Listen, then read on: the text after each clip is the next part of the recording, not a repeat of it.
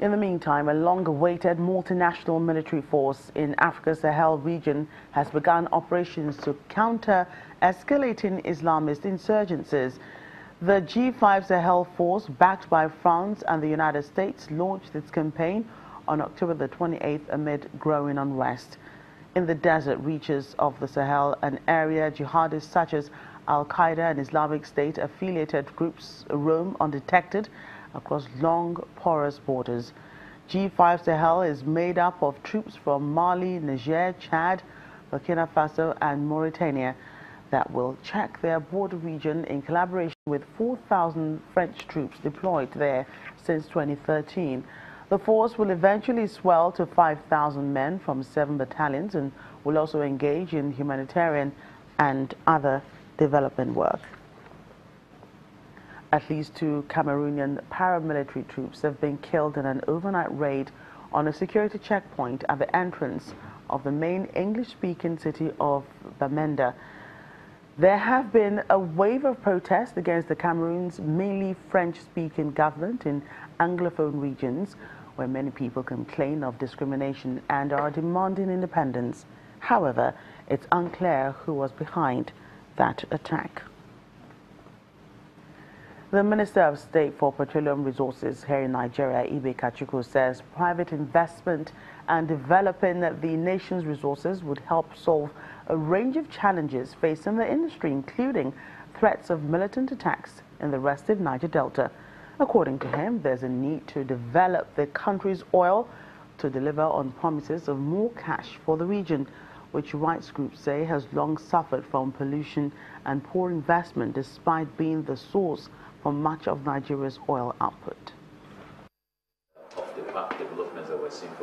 The Minister of State for Petroleum, Ibe Kachukwu, says he will visit the Niger Delta this week in a bid to stave off a threat of more insurgent attacks in the area.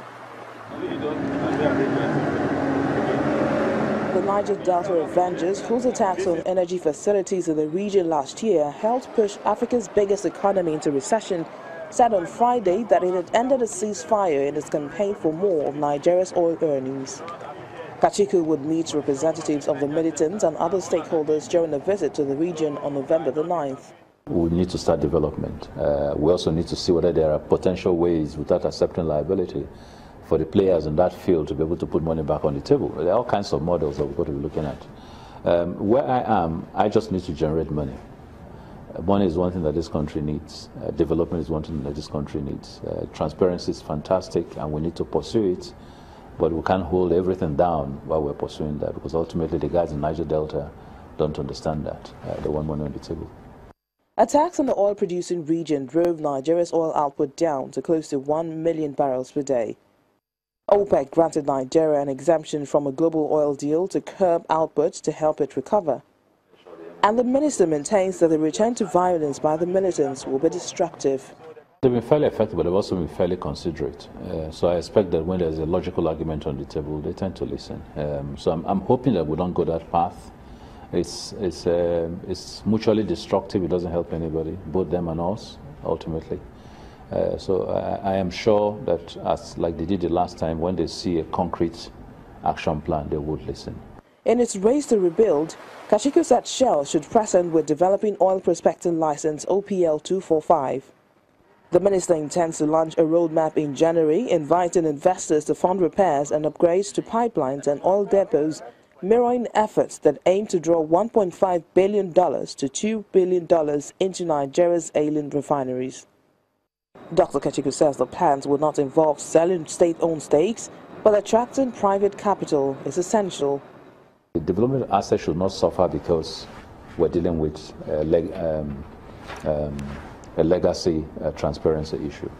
So in 245, for example, if there are monies left on the table or under the table that need to be paid, we need to look at that. But that's going to be determined by cost of competent jurisdiction. But in terms of the asset itself, the 255 block has been allocated, and there are development plans for it, and those development plans should go forward without stopping the need to look at where whatever was done wrong and that needs to be right. Nigeria has called for early talks to renew oil licenses held by Shell, Total and others.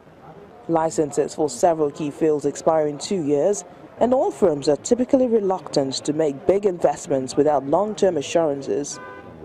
The minister says talks could be concluded by the first quarter of next year, although negotiations that are handled by the Department of Petroleum Resources had not yet started. Coming up on Network Africa. A civil registration program for refugees has been launched in Ethiopia. That's in a moment. Please join us again.